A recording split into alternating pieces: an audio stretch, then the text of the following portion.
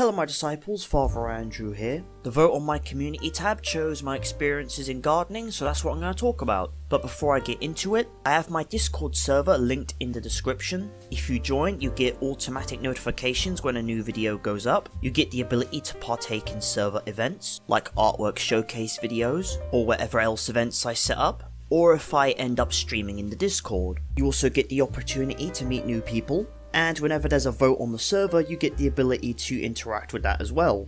And you also get behind the scenes sneak peeks at upcoming content. Alright, now with that out of the way, now to actually get into the topic of the video, that being my experience with gardening. Starting off with something I am particularly proud of, we have the fact that I've learned how to grow pumpkins, which is not as easy as you'd think it would be. Because firstly, people seem to run on the assumption that a pumpkin plant is not very big and that it only produces like a singular fruit, almost like the ones you see in Minecraft, which are just a singular stem and one big fruit. But in reality, this is not the case at all. Pumpkin plants like to sprawl out and produce many fruits. Most of those fruits usually falling off and getting eaten by squirrels, and the remaining ones growing to be quite large depending on which variety you're working with. The variety I worked with in particular being the Atlantic giant pumpkin, which gets absolutely fucking gigantic. And it's also worth knowing that pumpkin plants, when they sprawl out, can reach 5 feet in diameter or even larger, which is dependent on variety but is generally around that kind of size. So if you're looking for a pumpkin that's incredibly small and easy to grow, I recommend going for a specific type, and that being the Jack B. Little pumpkin. The pumpkins on these plants being slightly bigger than the average tomato, and are just a perfect size to create a pumpkin archway. Which if you plan on doing, I recommend using a strong steel one, as pumpkins can be surprisingly heavy. Anyway, moving on to the second thing about growing pumpkins, they are incredibly hungry plants that need the correct NPK ratio in their soil. The NPK ratio being the amount of nitrogen, phosphorus and potassium. The NPK ratio you're going to need is going to be completely dependent on which variety of pumpkin you're growing. It's a similar situation with the third thing, and that being the ridiculous amount of water pumpkins need. A pumpkin's weight is 90% water. So naturally, if you're growing very big pumpkins like the Atlantic giant, you're going to need to give your plant a lot of water. And with that, now we can move on to the fourth thing, and that is actually protecting your pumpkin plant. The type of protection you'll need to give your pumpkin depends on its age, location, and where you're growing it. For me, I started mine off in a greenhouse, kept safe. We had to make sure there was no slugs or snails around to prevent them being eaten.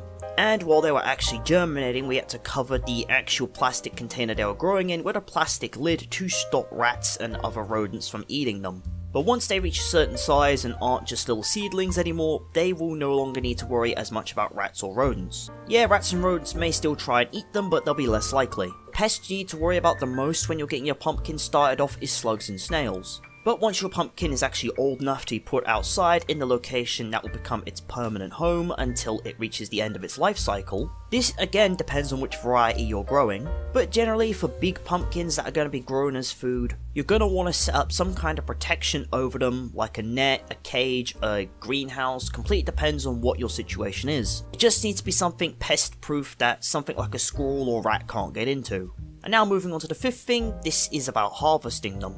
You're going to want to wait till your pumpkins are completely orange on the top and the underside, that being the ideal situation. But if you were in a situation like I was, where the plant has basically died but the pumpkins are still attached to it, and they still have patches of green, you might as well cut them off and take them somewhere where you're going to store all your pumpkins, because chances are they will orange off and the green will fade. If anything, I advise doing this in this situation, because if the dying pumpkin plant has any fungus or blight that's taking over the dead carcass, it's better to remove the fruit so it doesn't get afflicted too. And with those 5 points, that's my pumpkin growing experience covered. Now, I can actually move on to another thing I want to talk about, and that is the fact that I've experimented with growing pumpkins in different conditions. I've tried to grow them in open spaces and in pots with different types of compost, even going as far as to experiment with coconut coir, which is made from coconut shells in different ratios with compost, and I've observed a few notable things. Before I go over the things I've observed, I'm just going to note that all the pumpkins were placed in the same kind of location and were all given the same amount of water, so they had the same amount of sunlight and hydration.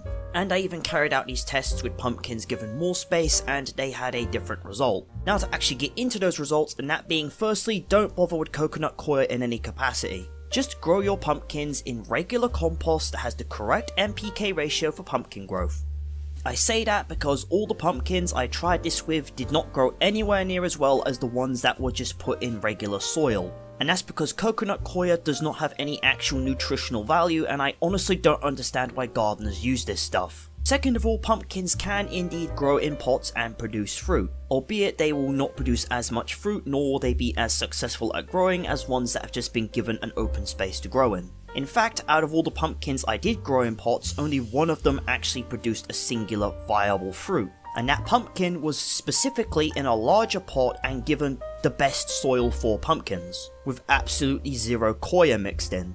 So yes, while you can grow a pumpkin in a pot, chances are it's not going to produce any actual fruit. You need space for the actual roots to spread out, as when pumpkins trail across the floor, they usually send out extra roots in areas where they're touching the floor to suck up more nutrients to build a root network both on the surface and underground. And with that, before I actually conclude pumpkins and move on to the next section, I have grown quite a few pumpkins. They got quite big, as shown on the screen here, and just 2 of those massive pumpkins ended up becoming a pumpkin pie, and this pumpkin shown here was at one point the singular pumpkin that came from the potted pumpkins, but I've carved it on Halloween and it came out pretty alright. Oh yeah, and also carved one of the remaining big pumpkins into this. But anyway, now to move on to the next thing.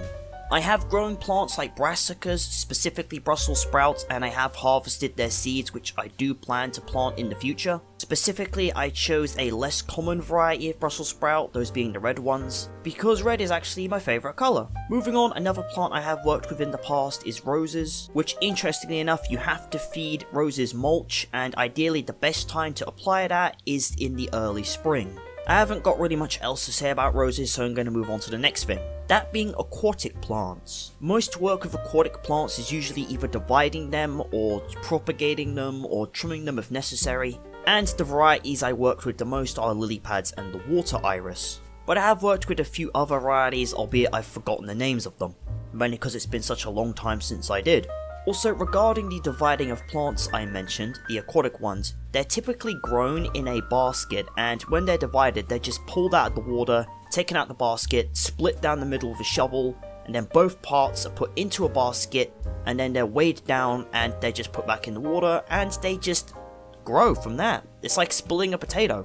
And now with all of that covered, those being all the varieties of plants I can remember off the top of my head, I just want to talk about 2 types of things I want to work with.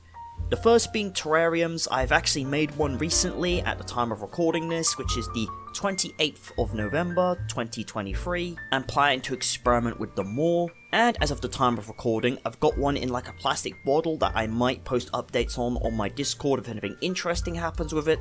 But anyway, regardless, another thing I've wanted to work with is carnivorous plants. But unfortunately, they're very specialist and they have very specific care requirements, which are something I don't think I have the facilities for. Mainly because most carnivorous plants need very poor soil that's low in nitrogen and acidic water conditions, meaning you'd have to set up a whole specialist like enclosure for them. You'd need to feed them because they get most of their nitrogen from their prey. So the problem with carnivorous plants would be trying to set all that up. But apart from that, this is all the gardening experience I can really talk about off the top of my head. Hope you enjoyed me rambling about something I enjoy. Remember, Discord linked in the description. See you around.